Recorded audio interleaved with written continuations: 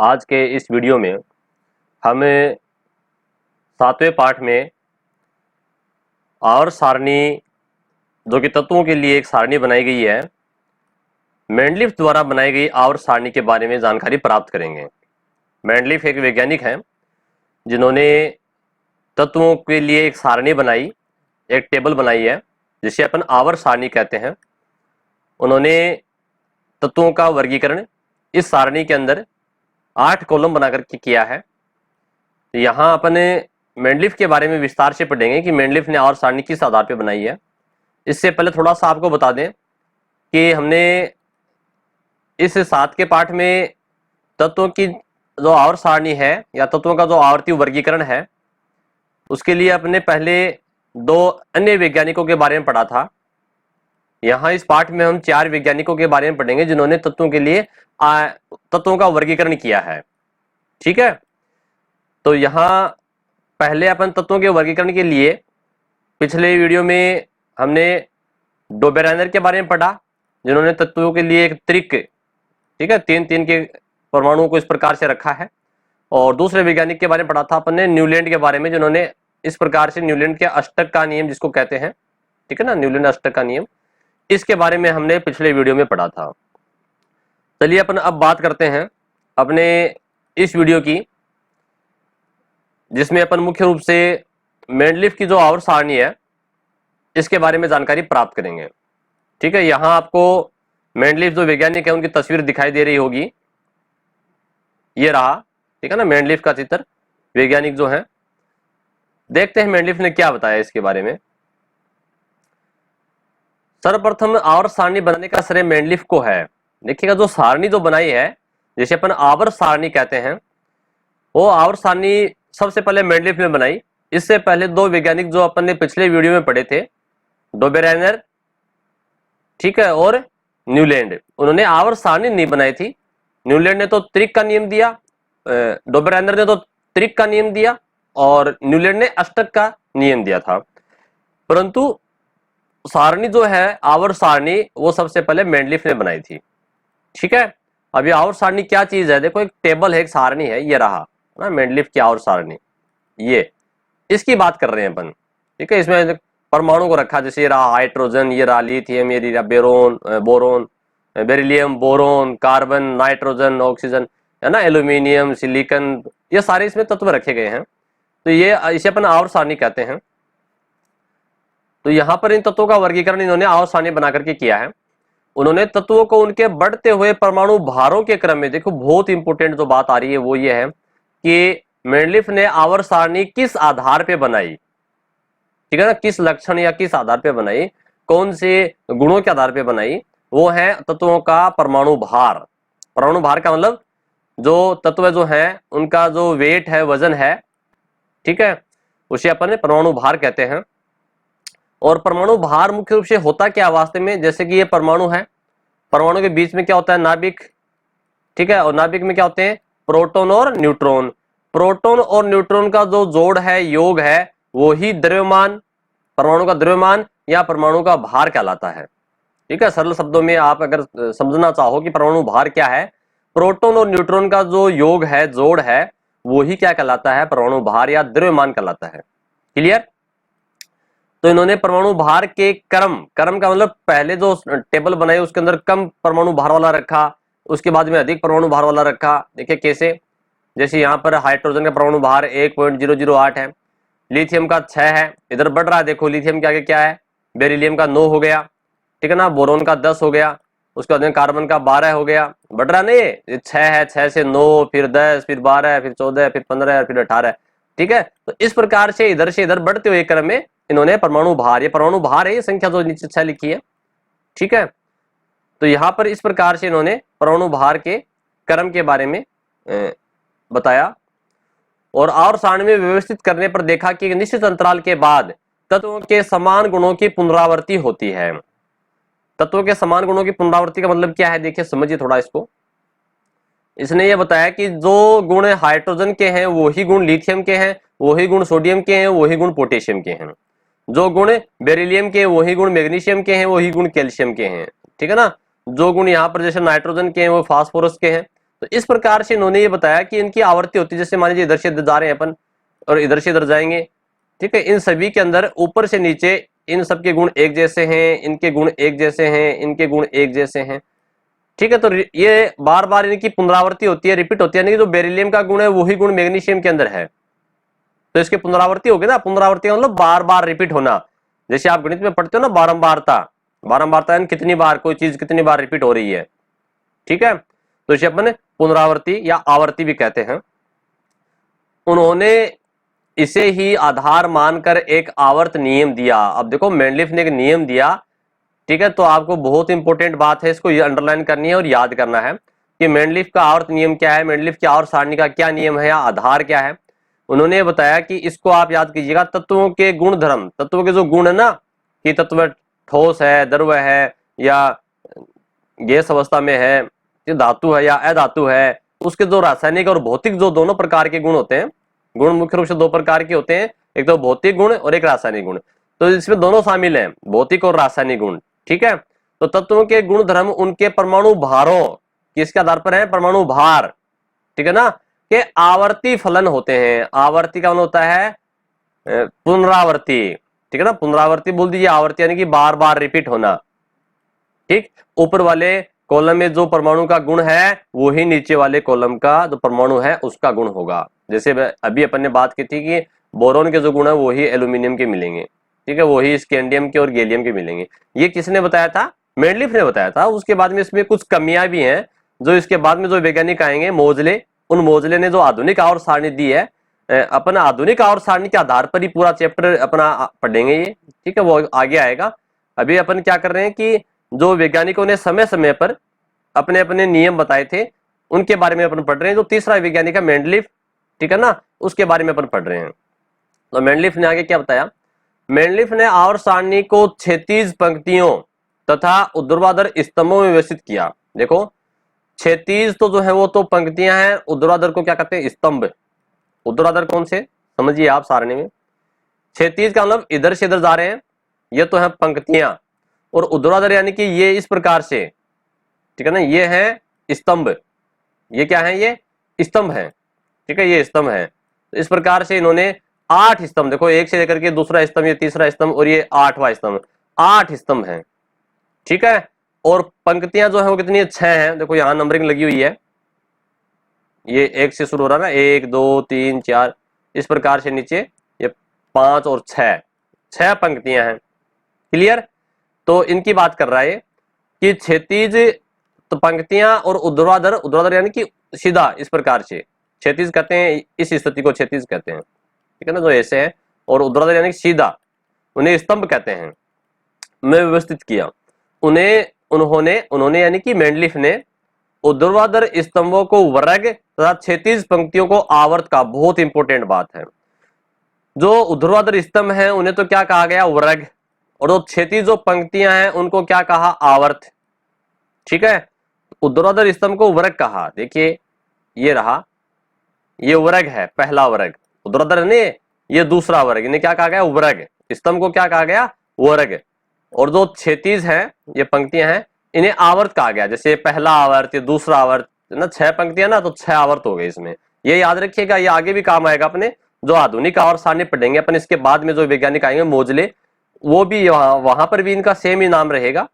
जो ऊर्ध्वाधर है उन्हें तो क्या कहते हैं, वर्ग कहते हैं, और क्षैतिज है उन्हें पर आवर्त कहते हैं। आगे लिखा कि सारणी में 8 वर्ग, देखो इनकी बात कर रहा है ये, 8 तो क्या है, वर्ग है, दिखाते हैं आपको, अभी बताया था मैंने आपको, ये 1 से लेकर के 8 तक, ठीक है ना, ये ऊपर से नीचे आ रहे हैं जो स्तंभ बने, ये क्या है, ये वर्ग है, कितने हैं, 8 होते हैं। तो सारणी में, यहां लिखा सारणी में 8 वर्ग हैं, जिन्हें 2 उपवर्गों ए व बी में विभाजित किया गया है। अब आप कहोगे ए और बी कहां है, देखिएगा, सभी को तो नहीं किया उन्होंने विभाजित, ये देखिएगा, ये रहा,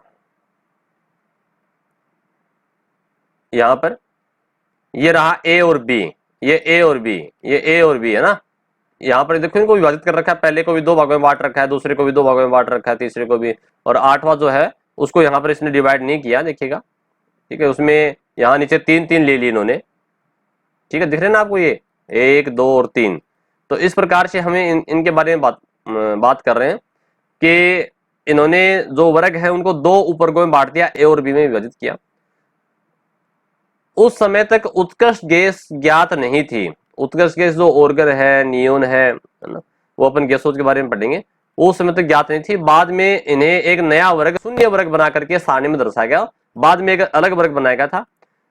आवर्त 6 बनाए गए। देखिए कहाँ है 6 आवर्त, आपको बता दें यहाँ पर, ये ना, ये एक इधर से इधर अपन चल रहे हैं, ये 6 आवर्त हैं। कितने हैं ये संख्या में? 6, ये रहा लास्ट 6। और फिर आगे इसी की बात कर रहा है, जिन्हें पुनः श्रेणियों में विभाजित किया गया, श्रेणी में बांटा गया। दो श्रेणियां, देखो श्रेणी कहाँ है, सीरीज यानी कि श्रेणी। पहला, दूसरा, तीसरे को तो बांटा नहीं है। चौथे, पांचवें, छठे को देखो यहाँ, चौथा जो है इसको फर्स्ट सीरीज, ये फर्स्ट सीरीज ऊपर वाला कॉलम है ना, ऊपर वाला ये सेकंड सीरीज, जो नीचे वाले हैं ये सेकंड में है। इसी प्रकार से पांचवें के अंदर भी फर्स्ट सीरीज और सेकंड, और छठे के अंदर भी फर्स्ट सीरीज और सेकंड, ठीक है ना। तो दो सीरीज में इनको बांट दिया, श्रेणी यानी कि उप श्रेणी में बांट दिया। आगे देखते, देखो क्या बता रहे हैं। हाँ, फिर देखिए मेंडलीफ ने यहाँ आगे जो बता रहा है कि मेंडलीफ ने तत्वों को उनके बढ़ते हुए परमाणु भारों के क्रम में सारणी में व्यवस्थित किया। कौन से क्रम में? बढ़ते हुए क्रम में। बढ़ते हुए का मतलब क्या है? देखिए इधर जो बाईं तरफ ये जो साइड है ना, ये कौन सी, अपना जो हाथ है वो कौन सा हाथ है? इधर बायां हाथ है। और इधर कौन सा हाथ है? दायां हाथ, ठीक है ना। अपना जो हाथ है ना, आप अपने हाथों से याद रखिएगा।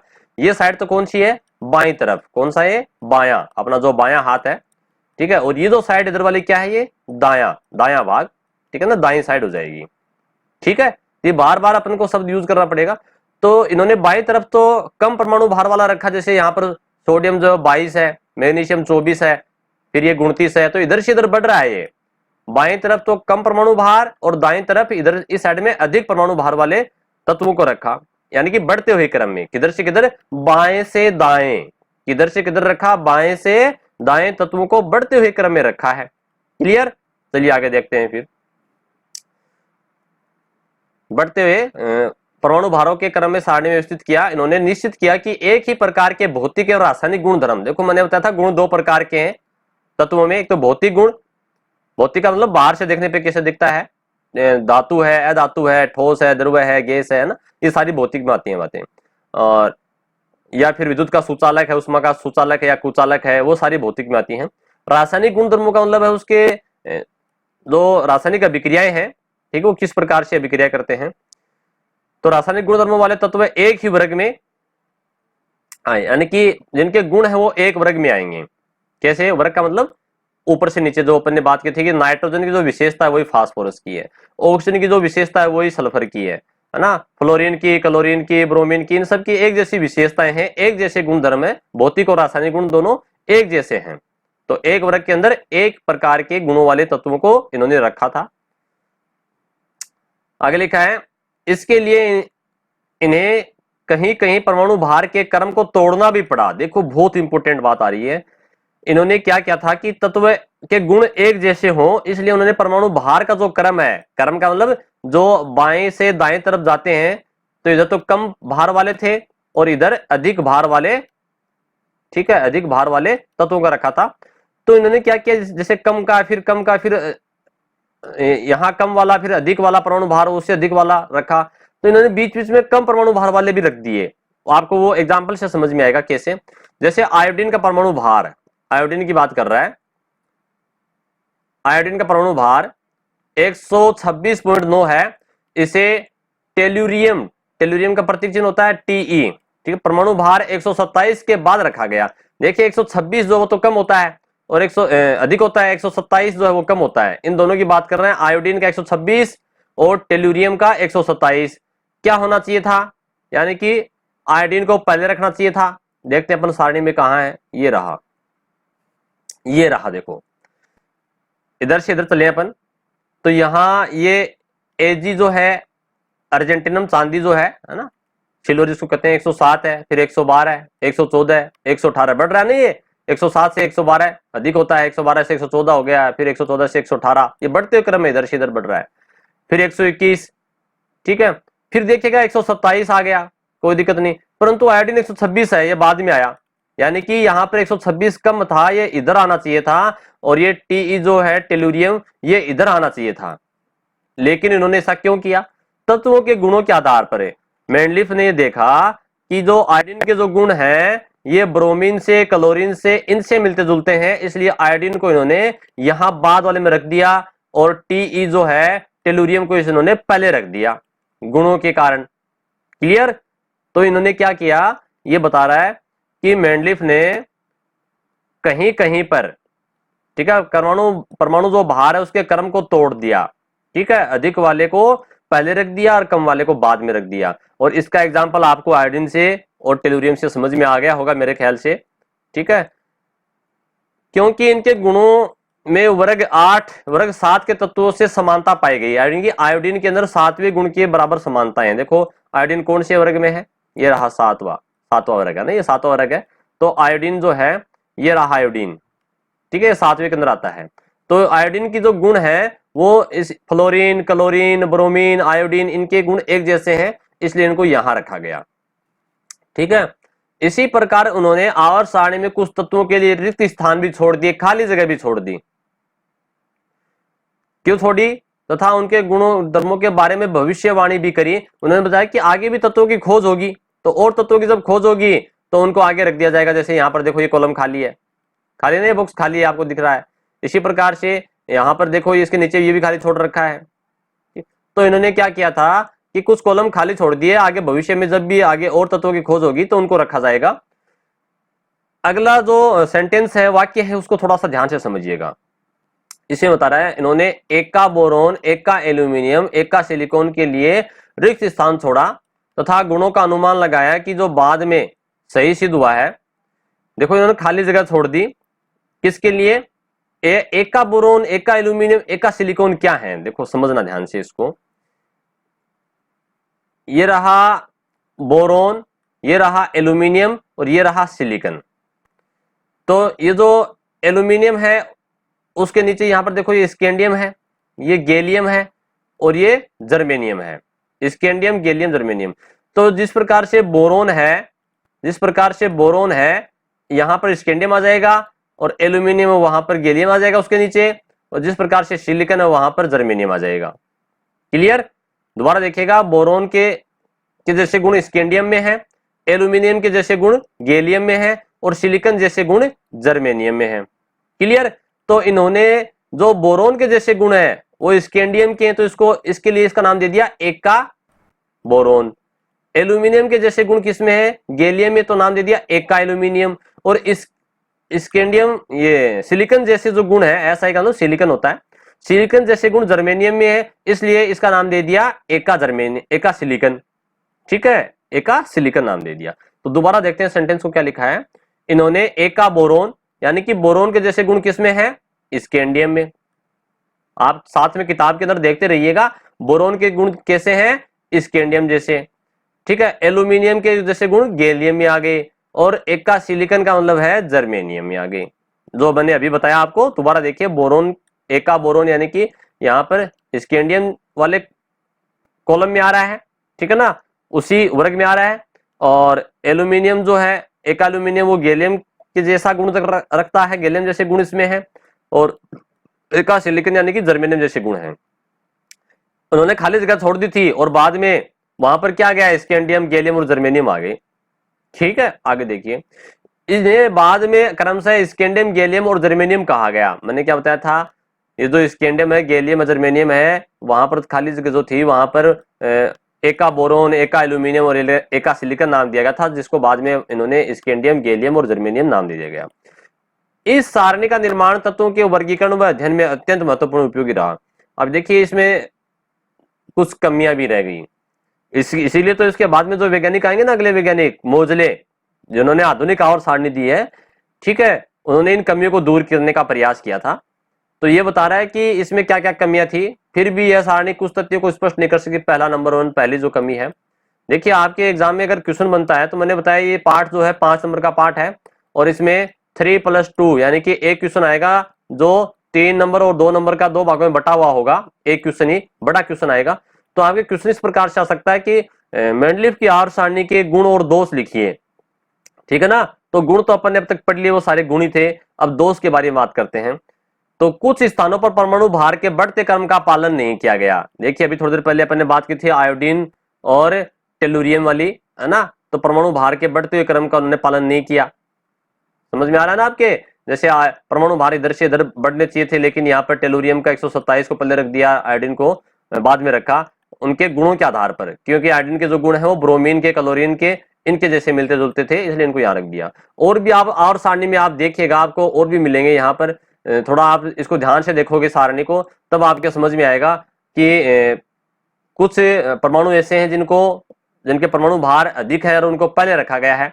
ठीक है, जैसे मान लीजिए फॉर एग्जांपल आपको और बताता हूं, यहाँ पर देखिएगा ये वेलिडियम जो है वी 50.94 है और ये क्रोमियम जो है वो 50.20 है। ठीक है, तो यहाँ पर आपको समझ में आ रहा होगा कि ये अधिक वाला है, इसको पहले रखा, जबकि ये यहाँ पर आना चाहिए था।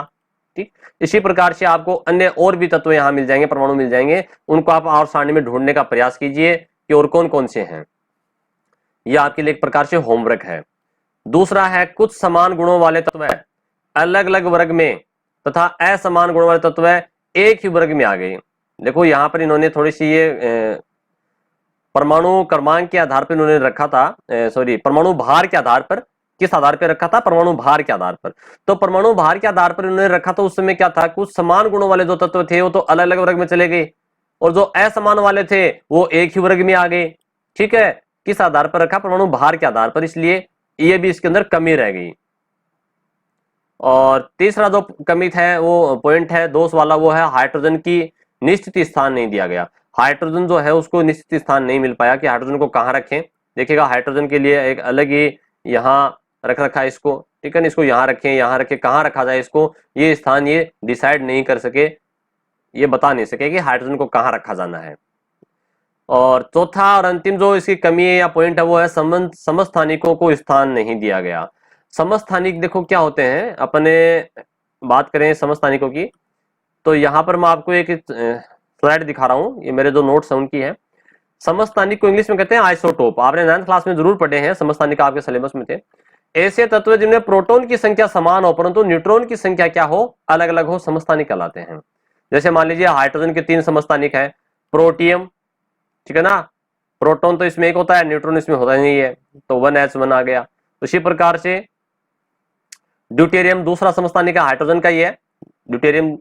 ठीक है, तो यहाँ पर एक प्रोटॉन एक न्यूट्रॉन होता है। प्रोटॉन तो देखो सेम है, एक प्रोटॉन एक प्रोटॉन एक प्रोटॉन, लेकिन न्यूट्रॉन की संख्या अलग है, इसमें 0 न्यूट्रॉन है, इसमें 1 न्यूट्रॉन है, इसमें 2 न्यूट्रॉन है। ठीक है ना, ट्राइटियम का मतलब 3, ट्राई का मतलब होता है 3, ठीक है ना, यहाँ पर 3 लिखा था, ये रहा 3 कैसे आया, प्रोटॉन तो एक है लेकिन न्यूट्रॉन 2 हो गए इसमें, इन्हें समस्थानिक कहते हैं। इसी प्रकार से यूरेनियम के समस्थानिक है, ठीक है, ये 3 यूरेनियम के समस्थानिक। इसी प्रकार से कार्बन के भी समस्थानिक आपको दिखाई दे रहे हैं, कार्बन के C12 है, C13, C14, है ना, और C14 का उपयोग जो जीवाश्म की आयु ज्ञात करने में करते हैं। ये सब आपने अपने 9th क्लास के अंदर ठीक से पढ़ा है, आप सभी जानते हैं इसको। तो चलिए अपन बात करते हैं कि समस्थानिकों को स्थान नहीं दे पाए। समस्थानिक देखो इसमें कहीं पर भी आपको समस्थानिक नहीं दिखाई दे रहे हैं। तो इस प्रकार से ये मेंडलीफ की जो आर सारणी है, उनके गुण और उनके दोष, उन दोनों की ही बातें अपन ने यहाँ पर इस वीडियो में की हैं। और आप इनके साथ साथ जो आपकी बुक है उनके अंदर अंडरलाइन करते रहिए और इनको ध्यान से समझते रहिए। अगर आपको समझ में नहीं आता एक बार, तो आप वीडियो को बार बार देख सकते हैं। और मेरे पास से कुछ कॉल भी आ रहे हैं, और जो मेरा व्हाट्सएप ग्रुप है उसके अंदर भी मैसेज आ रहे हैं, कमेंट बॉक्स के अंदर भी, अपने यूट्यूब चैनल के अंदर कमेंट आ रहे हैं कि सर आप पूरा सिलेबस पढ़ाइए। देखिएगा मैं आपको 10th क्लास का पूरा सिलेबस करवाऊंगा। और अभी इन दिनों बात चल रही है कि आपका सिलेबस कुछ कम भी हो सकता है, कुछ पार्ट या कुछ टॉपिक हट भी सकते हैं, क्योंकि अभी आपकी स्कूलें जो है वो ओपन नहीं हो रही हैं, इसलिए उनको पाठों को हटा दिया जाएगा, आपका सिलेबस कम किया जाएगा। तो उसके लिए भी अपने अलग से वीडियो डाल देंगे कि आपके कौन कौन से टॉपिक हटाए जा रहे हैं, है ना, विज्ञान के अंदर कौन से टॉपिक या कौन से पार्ट है आपके नहीं आएंगे सिलेबस में से, आप वो आपको बता दिया जाएगा। और होमवर्क के लिए बार बार मेरे पास मैसेज आ रहे हैं कि सर हमें क्या करना है। तो देखिए मैं पाठ के प्रश्न उत्तर आपको करवा रहा हूँ, जो ही पाठ कंप्लीट होता है उसके प्रश्न उत्तर आपको करवाए जा रहे हैं, सारे प्रश्न करवाए जा रहे हैं। तो और पाठ्य पुस्तक के अंदर ही उनके बारे में बताया जा रहा है कि इस प्रश्न का उत्तर इस जगह पर आपको मिलेगा। तो आप उस समय अपनी जो नोटबुक है वो अपने पास रखिए और वीडियो चालू कीजिए। जिस प्रश्न का उत्तर जहां बताया जा रहा है उसको आप पेन या पेंसिल से वहां किताब के अंदर उसको मार्क कर लीजिए कि पहले का उत्तर यहाँ है, दूसरे का आंसर यहाँ पर है, तीसरे का आंसर यहाँ पर है।